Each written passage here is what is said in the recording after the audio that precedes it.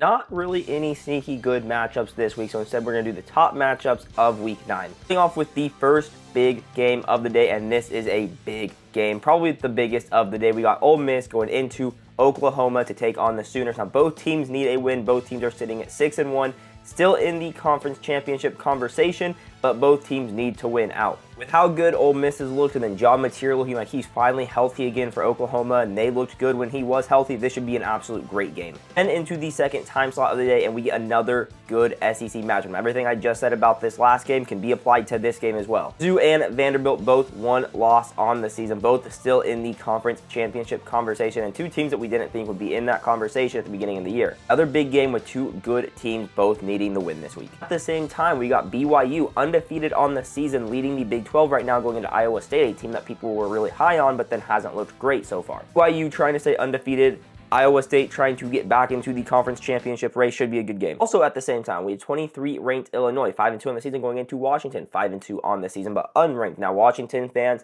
have been saying Washington is being disrespected, but Illinois has looked good and had a little bit more preseason hype than they do right now. And while the conference championship game is pretty much off the table for these two teams, the college football playoffs are not. They're trying to prove they belong in that top tier. Then we got Michigan and Michigan State. Now, Michigan and Michigan State, big rivalry here. Teams have fought in the tunnel not that long ago, so this is a very heated rivalry. Michigan State's biggest rival, Michigan's second biggest rival. Michigan trying to show that they are the big brother, and they are the big brother, but they're trying to BTA to little brother here. And for Michigan, the conference championship game is still on the table. If they can beat Ohio State and win out, they will be in the conference championship game. Michigan State is trying to ruin Big Brother's chances at the conference championship game.